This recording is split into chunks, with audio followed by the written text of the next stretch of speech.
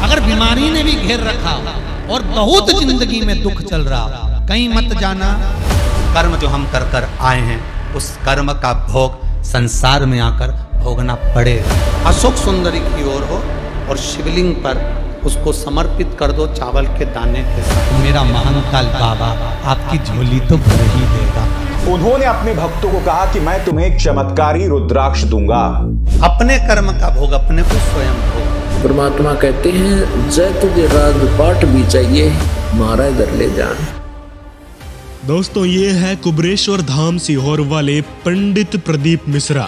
आजकल बहुत चर्चाओं में है, विशेषकर रुद्राक्ष बांटने के लिए इनको रुद्राक्ष बाबा भी कहा जाता है। तो चलिए पहले तो इनके इतिहास पर नजर डालते हैं। प्रदीप जी ने अपनी प्रारंभिक शिक्षा पूरी करने के बाद इंदौर में गोवर्धन नाथ हवेली के एक मंदिर के ब्राह्मण से इन्होंने कथा वाचन की शिक्षा ली। उसके बाद श्रीमद् भागवत की कथा करना शुरू कर दिया। उसमें ये श्री कृष्ण जी का गुणगान करते थे, उनकी लीलाएं सुनाया करते थे। श्री कृष्ण जी से ऊपर कोई प्रभु नहीं है, ये सब बातें बताया करते थे।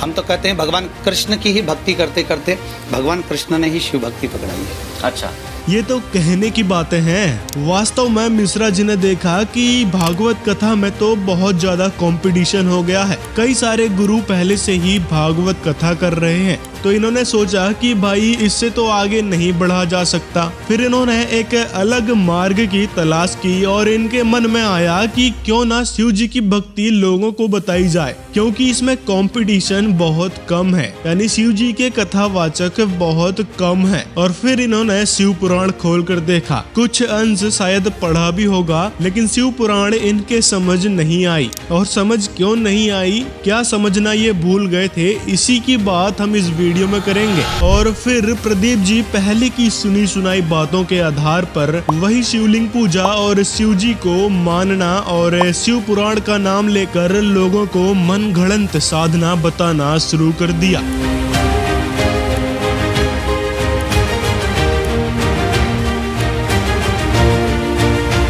इस प्रकार अब शिव भक्ति और शिव पुराण कथा का सिलसिला शुरू हो गया, जिसमें लाखों की तादाद में शिव भक्त कथा सुनने कुबरेश्वर धाम सीहोर आने लगे। लेकिन दोस्तों सही मायने में देखा जाए तो सीहोर आने वाले श्रद्धालु कथा सुनने नहीं बल्कि अपनी समस्याओं के निदान के लिए वहां आते थे, क्योंकि प्रदीप जी हर एक समस्या को दूर करने का दावा करते रहते हैं। जी हाँ, कोई भी समस्या हो, नौकरी नहीं मिल रही, शादी नहीं हो रही, शरीर में भयानक कष्ट है, कैंसर तक के रोग को केवल शिवलिंग पर बेलपत्र और एक लोटा जल चढ़ाकर उन रोगों को, उन समस्याओं को ठीक करने की गारंटी तक देते हैं। और इन्हीं बातों से प्रभावित होकर लोगों का समूह इनकी ओर आकर्षित होने लगा। बीमारी समाप्त नहीं हो रही, या मेरा दुख या मेरी तकलीफ है समाप्त नहीं हो रही, बार बार आपको लग रहा है कि दुख पीछा ही नहीं छोड़ रहा, ये बेलपत्री और 7 दाने चावल के ओम नमः शिवाय बोलकर, नमः शिवाय बोलकर या श्री शिवाय नमस्तुभ्यं कहकर धीरे धीरे रोग में दवाई लगना प्रारंभ हो जाएगी। एक दिया बेलपत्री के वृक्ष के नीचे लगाया है और दूसरा दिया जब आप घर में प्रवेश करोगे तो राइट हैंड पर ही लगाएं। शमी पत्र 5 बेलपत्र तांबे के लोटे में जल में डाल लीजिए और शंकर जी के मंदिर में वो ऐसा कैसा ही पानी पूरा उंडेल कर डालकर शिवलिंग पर आ जाए। या आपका शरीर कहीं ना कहीं कष्ट प्रदान कर रहा हो तो 8 मुखी रुद्राक्ष का पानी पीना प्रारंभ कर दीजिए। और ये जो प्रदीप जी बता रहे हैं इनको उपाय नहीं टोटके कहे जाते हैं, और इनके भक्त भी YouTube में यही सर्च करते हैं प्रदीप मिश्रा जी के टोटके, प्रदीप मिश्रा जी के टोटके बच्चों के लिए, प्रदीप मिश्रा जी के टोटके पति पत्नी, प्रदीप मिश्रा टोटके वशीकरण, और भी अजीब अजीब तरीके के टोटके बताते हैं ये पंडित जी। अरे पंडित जी क्यों लोगों को बेवकूफ बना रहे हो? एक तरफ आप कहते हो कि कर्मों का फल भुगतना ही पड़ेगा, प्रारब्ध के कर्म में समाप्त नहीं हो सकते। अपना कर्म जो हम कर कर आए हैं उस कर्म का भोग संसार में आकर भोगना पड़ेगा। एक रोटी भी हमको खाने को मिल रही है तो हमारे पूर्व के किए हुए कर्म के अनुसार मिल रही है। दुख भी अगर हमको मिल रहा है तो हमारे पूर्व के कर्म के अनुसार मिल रहा है। सुख भी मिल रहा है तो हमारे पूर्व के कर्म के अनुसार मिल रहा है। हम जैसा कर्म करें उसके अनुसार हमें फल मिल रहा है। शिव महापुराण की कथा कहती है आपके कर्म का भोग आपको भोगना है, दूसरे के कर्म का भोग दूसरे को भोगना है। पूर्व में तुम किसको क्या कर कर आए हो तुम्हें नहीं मालूम, यहां तो तुम कपड़ा चेंज कर कर बैठे हो, इसलिए कर्म तो भोगना। आप तो अपनी ही बातों को गलत साबित कर रहे हो। एक तरफ कहते हो कि कर्मों का फल भुगतना ही पड़ेगा और फिर आप इन समस्याओं के टोटके बताने लग रहे हो। कहीं तो स्थिर हो जाओ, क्यों लोगों को बेवकूफ बना रहे हो? पढ़ाई नहीं करी हो पूरी साल, जिस दिन वो बेलपत्री जी खा कर आएगा उस दिन उस सब्जेक्ट में बच्चा पास होकर ही रहेगा। शहद बेलपत्री की बीच वाली पत्ती पर शहद लगा लीजिए और शंकर भगवान के शिवलिंग पर जाकर उसको बच्चे के हाथ से चिपकवा दीजिए। लेकिन लगता है कि प्रदीप मिश्रा के घर में ही बेलपत्र का टोटा आ गया, जो बेटा 8वीं क्लास में फेल हो गया। कथावाचक प्रदीप मिश्रा का बेटा फेल हुआ तो सोशल मीडिया पर पब्लिक ने कहा बेलपत्र की मार्केट में कमी आ गई होगी, नहीं मिला होगा, इसमें बाप और बेटे का क्या दोष। शायद बाबा जी ने अपने बच्चे को ये नहीं बताया कि शहद कौन सा लेना है, पतंजलि का या डाबर का। शायद ये टोटका 5वीं तक के लिए है, बड़ी कक्षाओं के लिए टोटके बताना भूल गए थे मिश्रा जी। तो क्या हुआ, अब तो पक्का नेता बन जाएगा, नहीं तो कथावाचक तो फिक्स है। आप अंधविश्वास की ऐसी पराकाष्ठा पर क्या सोचते हैं, कमेंट बॉक्स में अपनी राय जरूर दें। अब प्रदीप जी के मुख्य मंत्रों की बात करते हैं। इनका मंत्र है श्री शिवाय नमस्तुभ्यम। जी हाँ, इस मंत्र का जाप करने के लिए बोलते हैं, जबकि दोस्तों शिव पुराण में इस मंत्र का कोई जिक्र नहीं है और यहाँ तक कि सनातन धर्म के किसी भी पवित्र ग्रंथ, पवित्र गीता जी, पवित्र वेदों में तक इस मंत्र का कोई जिक्र नहीं है और न ही ओम नमः शिवाय कोई मंत्र है। जी हाँ, शिव पुराण में पंचाक्षर मंत्र है, केवल ओम बताया गया है और ये जो ओम नमः शिवाय है ये तो अनुवादकर्ता ने अपनी मर्जी से लिखा है। मूल संस्कृत वाली शिव पुराण में इस मंत्र का कोई जिक्र नहीं है।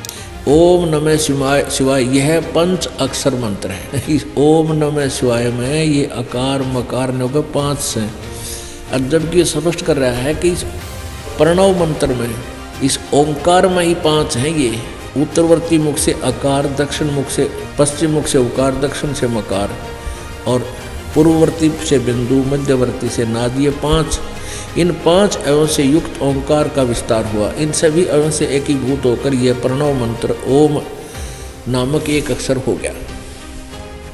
और ये ओम नमः शिवाय इसने लिखा भी अलग राइटिंग में, तो ये मूल संस्कृत में नहीं है, ये मन गढ़ंत है, लोक वेद है।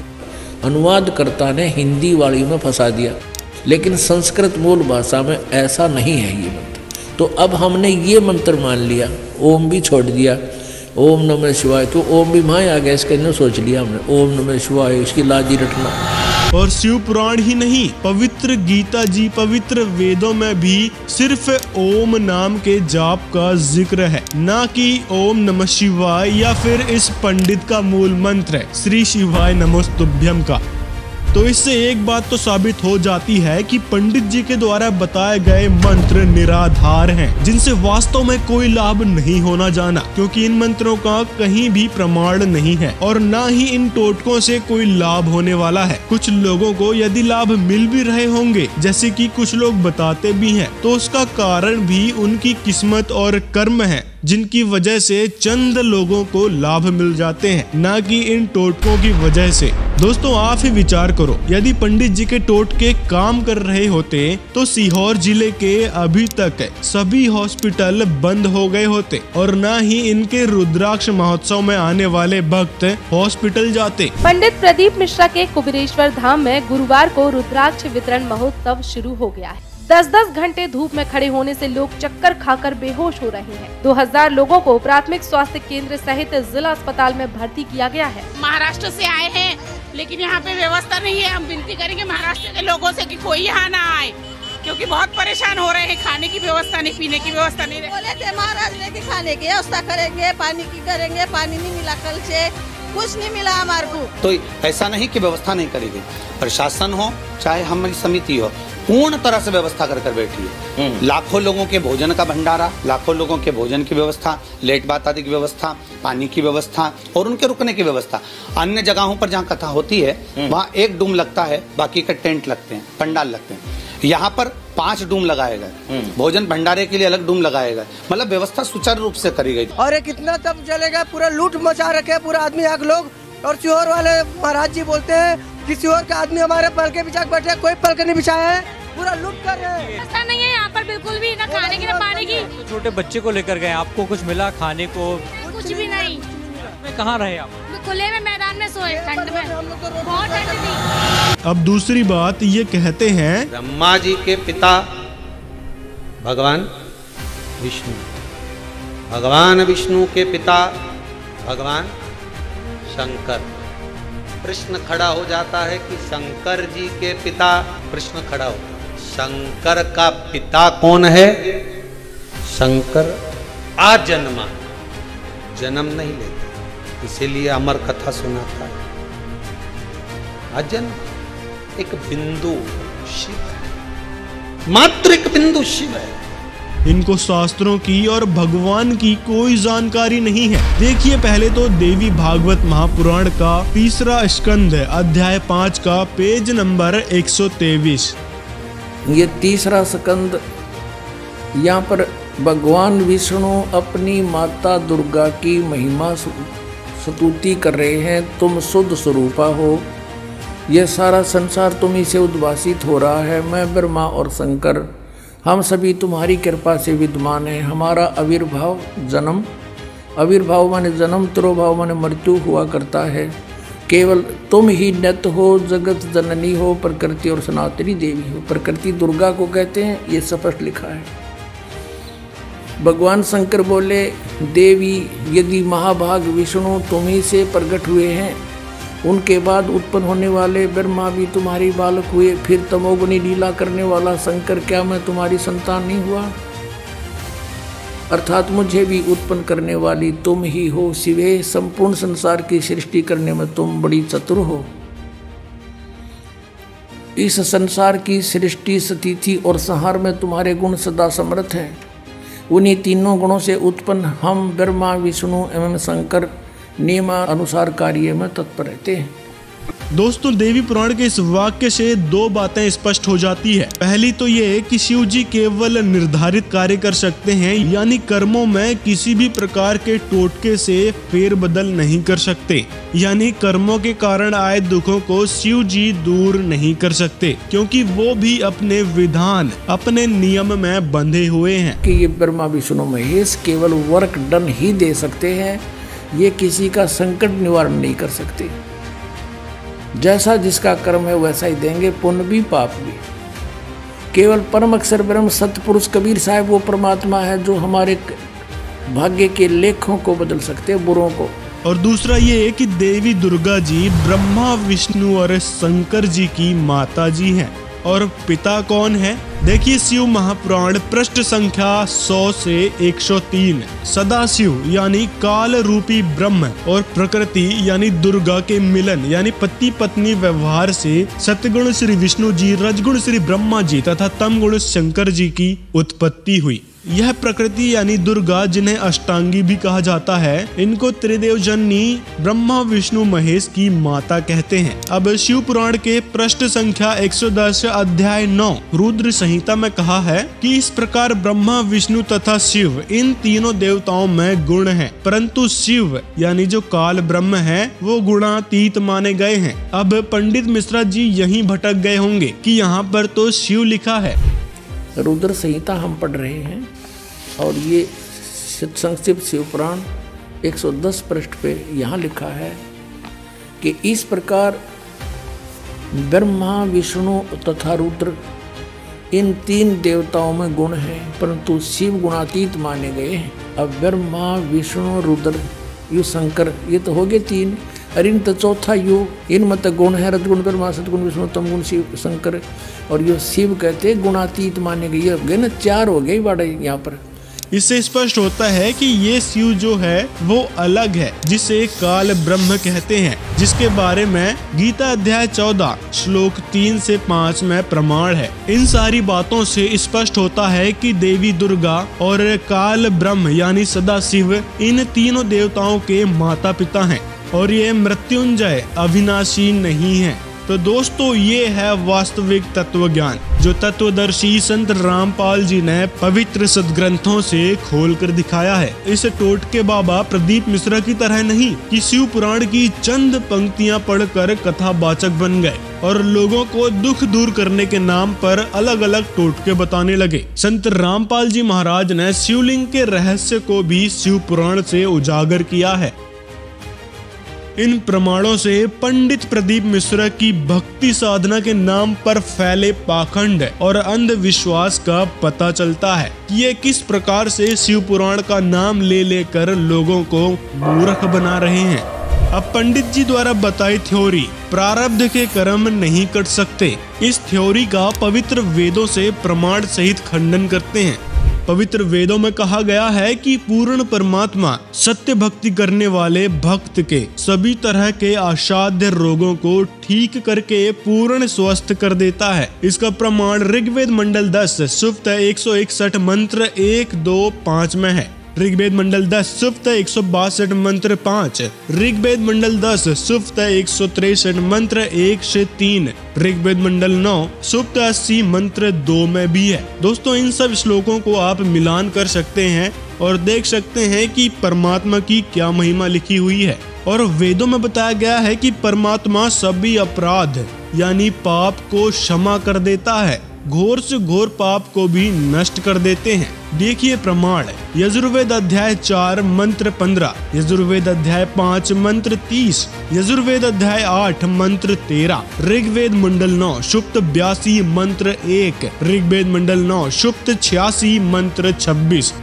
और आपको बता दें कि पवित्र वेदों में कहीं भी ब्रह्मा विष्णु महेश की महिमा इस प्रकार नहीं लिखी हुई है जो कबीर देव कबीर साहब के बारे में लिखी है। पवित्र वेद गीता जी भी कबीर देव यानी कबीर साहब का गुणगान करती हैं। तो ये थी शॉर्ट में बताई जानकारी। डिस्क्रिप्शन में हमने लिंक दिया है, उसमें आप वेदों, कुरान, गीता, बाइबल से प्रमाण डिटेल में देख सकते हैं। तो दोस्तों इस पंडित प्रदीप मिश्रा के अज्ञान को आप यहीं से समझ सकते हैं कि इसके पास क्या ज्ञान होगा। इन्होंने तो अपना कथावाचन रूपी व्यवसाय चलाने के लिए पहले कृष्ण जी को सबसे बड़ा भगवान बता दिया, फिर उससे काम नहीं चला तो शिव जी को शिव पुराण के अनुसार बड़ा बता दिया और यहाँ तक कि ब्रह्मा विष्णु के बाप भी बताने लगे थे। तो दोस्तों आपसे निवेदन है ऐसे फर्जी बाबाओं, पाखंडी बाबाओं से बचें और अपने सदग्रंथों को खोल कर देखें कि ये बाबा जी जो बता रहे हैं, जो कह रहे हैं, वो सही है या नहीं है। अब सुनिए संत रामपाल जी के द्वारा बताई भक्ति से लोगों को कैसे लाभ मिलेंगे। कि इस मानव शरीर का हमें सदुपयोग करना चाहिए। सदुपयोग का ज्ञान सत्संग से होता है। आज सुबह के सत्संग में आप जी को बताया था कि 3 लोक और भवन चतुर्दश कोई नहीं सत्संगी। 21 ब्रह्मांड के अंदर इस एक ब्रह्मांड का विवरण बताते हैं। 3 लोक, पृथ्वी लोक, पाताल लोक और स्वर्ग लोक, और 21 ब्रह्मांड इनसे अलग 14 भवन, 3 लोक और भवन चतुर्दश कोई नहीं सत्संग। यानी इस ब्रह्मांड के अंदर कोई भी यथार्थ भक्ति मार्ग से परिचित नहीं है। इस सच्चे दरबार में चाहे कोई दुखी आया है, कोई कष्ट निवारण के लिए आया है, वो कष्ट उसके लिए वरदान बन जाएगा। कष्ट तो निवारण होगा ही होगा, ओरिजिनल वस्तु, वास्तविक वस्तु का भी ज्ञान हो जाएगा। कहते हैं सतगुरु के दरबार में जाइयो बारंबार, भूली वस्तु लखा जमेंगे हैं सतगुरु दातारे। सतगुरु के दरबार में जाइयो बारंबार। जिस वस्तु को हम भूल चुके हैं, हम इस संसार संपत्ति और यहाँ की कार कोठियों को अपना मान बैठे, कहते हैं सत्संग में आपको एक ऐसी चीज याद दिलाई जाएगी तो आपको आप भूल लगी थी। आपको ये ज्ञान सत्संग में ही सतगुरु ही करा सकते हैं। काया तेरी है नहीं, ये माया कहाँ से हो, चरण कमल में ध्यान रखो, इन दोनों को खोए। परमात्मा कहते तो कि संपत्ति ना अपनी माने बैठा, तेरा शरीर अपना को नहीं। आज मृत्यु हो जाए बता, कल शमशान घाट में फूंक फाक के और कर देंगे काम। या काया तेरी नहीं है, संपत्ति के चिपटा बैठा था। परमात्मा कहते हैं हमारी शरण में आने के बाद तेरी सारी तो व्यवस्था करेंगे हम। क्योंकि प्रत्येक प्राणी धनी बनना चाहता है और धनी बनने के लिए वो दिन रात प्रयत्न करता है। दिन में मेहनत करता है, रात में स्कीम बनाता है, लेकिन फिर भी कुछ नहीं बन पाता। परमात्मा कहते हैं जय तुझे राजपाट भी चाहिए मारा घर ले जान। अगर तुझे धन चाहिए, राजा बनना चाहता है, तो वो भी हम ही बना सकते हैं। आपके भाग्य में नहीं है ये साधना, हम बताएंगे, आप कीजिए, आपको वो भी मिलेगा। लेकिन इस राज्य की आपको फिर इसके मेरिट्स एंड डीमेरिट्स भी आपको साथ बताए जाएंगे। मेरिट्स यानी इसके लाभ हानि भी राज्य के साथ बताए जाते हैं। फिर आप राज नहीं चाहोगे। फिर कहने का भाव ये है परमात्मा का कि जहाँ तू डले ढोर्या है, जो साधनाएं आप जी कर रहे हो और जिन भगवानों को आप सुप्रीम पावर मान बैठे हो, वो आपके भाग्य में परिवर्तन नहीं कर सकते। मासा घटे न तिल बढ़े, विद ना लिखे जो लेख, सच्चा सतगुरु मेट कर ऊपर मार दे मेख। अब कहते हैं मासा घटे न तिल बढ़े, यानी कोई नो चेंज एट ऑल।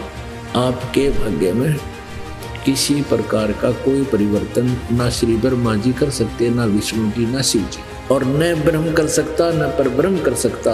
केवल परम अक्षर ब्रह्म कर सकता है। और उस परम अक्षर ब्रह्म कब करेगा? आप उसकी शरण में आ जाओगे। गीता जी अध्याय नंबर 18 के श्लोक 62 में कहा कि अर्जुन तू सर्वभाव से उस परमेश्वर की शरण में जा जिसकी कृपा से तू परम शांति और सनातन परम धाम शाश्वतम स्थानम, शाश्वतम माने सदा रहने वाला, अविनाशी, कभी नष्ट ना होने वाला, कभी समाप्त न होने वाले उस लोक को प्राप्त होगा, उस स्थान को प्राप्त होगा, यानी सतलोक चला जाएगा। संत रामपाल जी जैसा अनमोल ज्ञान और प्रमाणित ज्ञान पूरे विश्व में नहीं है। यदि विश्वास नहीं है तो डिस्क्रिप्शन में दिए लिंक में जाकर महाराज जी के सत्संग और उनके द्वारा लिखी गई पवित्र पुस्तक पढ़कर स्वयं विचार करें। दोस्तों, अगर वीडियो पसंद आया हो तो लाइक जरूर करें, कमेंट में अपनी राय जरूर बताएं और वीडियो को ज्यादा से ज्यादा लोगों तक शेयर करें। साथ में चैनल को सब्सक्राइब भी कर लें ताकि ऐसे ही अनमोल इन्फॉर्मेशन आप तक पहुंचती रहे।